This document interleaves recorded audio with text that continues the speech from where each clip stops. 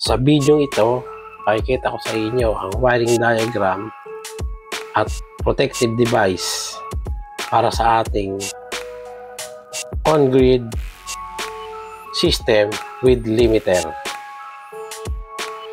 So ito yung ating grid inverter. Meron itong rating na 1 kW at merong input voltage na 45 volts to 95 volts. Mapapansin nyo, ang mga terminal connection nito, dito sa ibabaw, may nakasulat na DC input. Ibig sabihin, dito manggagaling ang ating solar panel. Yung positive ay ang pula at ang black ay ang negative. Dito naman sa inverter, meron tayo AC output. Meron tatlong terminal, line, ground at neutral. Itong line na to ay dapat alam natin ang ating electricity or electric provider. Kailangan alam natin ang line at neutral. Line to line, yun yung mga supply halimbawa sa Cabanatuan, at ang line to neutral or 220 or 0, yan naman ay mga NECO. Ang electric provider niyan ay NECO. Yan ang halimbawa. Pagkaka-NECO po, hindi tayo pwede magkapalit ng supply dito. Kailangan natin ay tama yan pag in-install. At delikado ang ating unit, maaaring masira. Meron tayong dalawang set ng ating protective devices para sa DC or sa direct current or para sa AC na alternating current. Nahiga natin itong converter para mas makita natin mabuti. Simulan natin sa solar panel. Since sa solar panel ito, nagpuproduce ito ng DC voltage or direct current. Meron yung positive or negative. Kailangan yan, tama ang connection ninyo papunta sa unit. Sa ating kukonect nyo dapat yan ng tama sa connection na negative at positive. Tapos, ingatan magkabaligtad. Since na yan konekta mo ganyan, diretso na yan, gagana yan. Walang problema. Kaya nga lang, walang safety.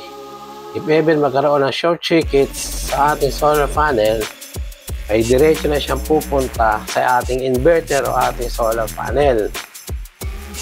Para sa ating safety, lagyan natin siya ng device na DC circuit breaker para sa ating protection in case na magkaroon ng short circuit.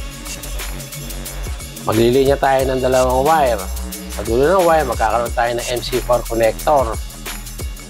Isang set yan. Ikakabit nyo yan, idudugtong nyo yan papunta sa ating DC breaker. So ayan ang sample ng ating DC breaker. Meron siyang positive at negative. Yan ang line side, yung taas. So, dyan papasok ang ating solar panel. Sa ilalim naman natin ay load side. Yan naman yung palabas galing sa solar panel papunta sa ating inverter. So, tatap lang natin yan sa DC uli. Palaging check ang polarity dahil may polarity ang DC. Take note. Tapos, i-fix ng mahigpit. Kailangan mahigpit ang connection. Kabit naman natin ang susunod ay ang DC SPD Surge Protective Device. Yan ang mga protection na ating ilalagay bago makapasok ang DC sa inverter. Kailangan din yan naka-ground. I-ground din natin yan. Same din ang panel, kailangan naka-ground din to. Pag kukonektahin nyo din yan, papunta sa earth. Maaari kayo mamili ng mga ground. Pwede kayong gumamit ng walang balot na wire o kaya green na wire para madali ma-trace. Madali natin ma-check yung connection. Tapos nyan, punta naman tayo sa kabila. Sa AC naman tayo. Sa service area galing sa electric provider. Meron tayong 3 linear yan. Single phase lang to ha, tandaan ninyo.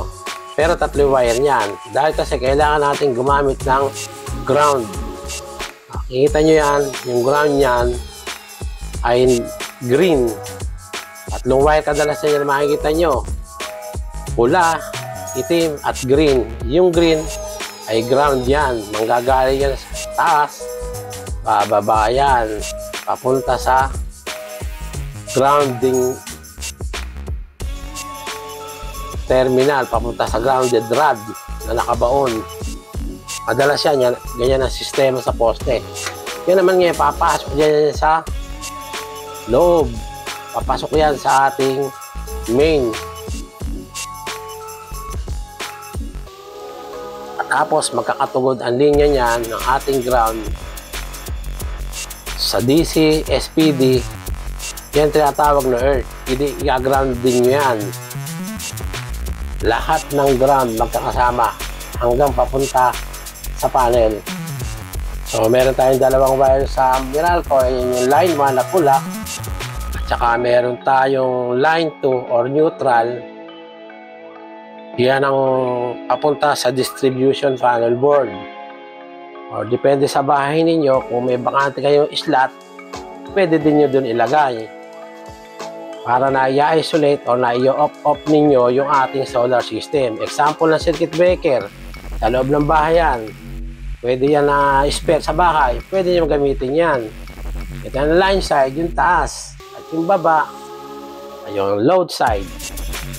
Load yan, papunta sa inverter o sa solar panel.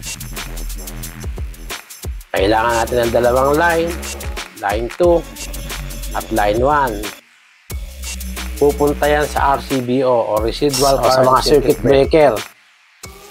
3 terminal po sa taas yan. Mapapasin ninyo, line 1, neutral. Meron tayong PE. Yung PE natin ay protective earth. Earthing lang din yan. Magkakasama lang din ho yan. Isa lang yan. At tapos, i-connect nyo yan papunta sa panel. Meron 2 terminal tayo papasok sa ilalim, line 1, line 2. I-connecta natin yan sa ibabaw na bahagi ng AC SPD, alternating current surge protective device. Kakabit nyo yan, kakabit nyo din yan sa ground. Pwede tayo magkabit ng time delay. Sa time delay natin is TDS, time delay switch. Papasok ko yan sa input. Ipaparallel lang natin yan sa SPD. Galing sa ibabaw yan. Itatap ko lang din yan. Parallel connection yan.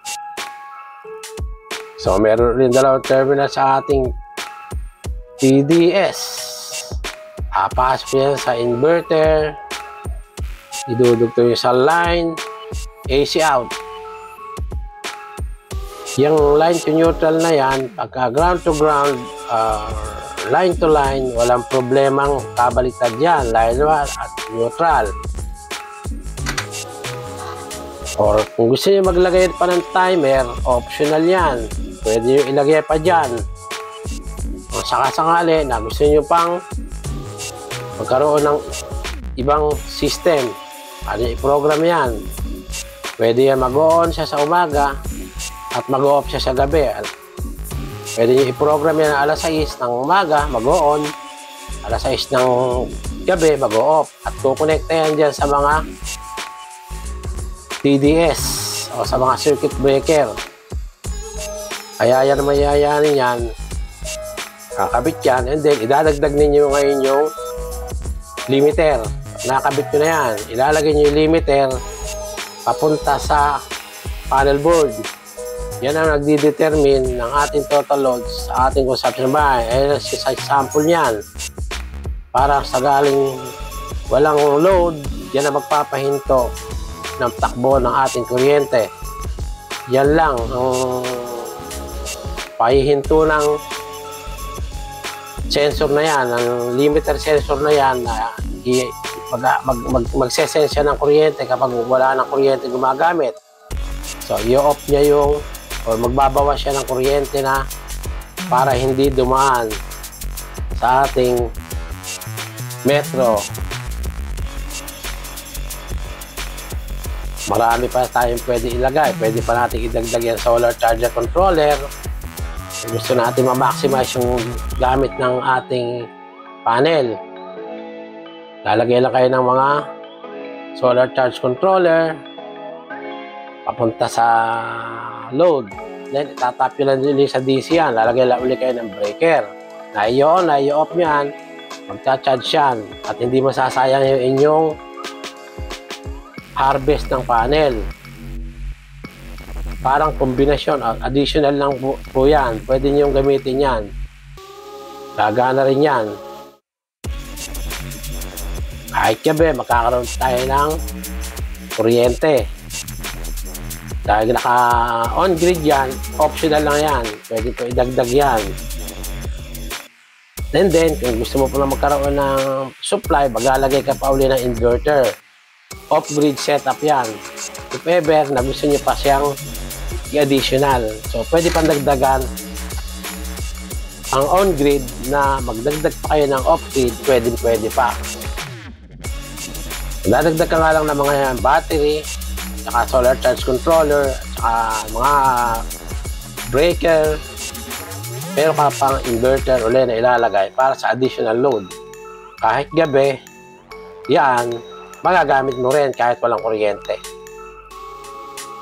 Yun lang at maraming salamat.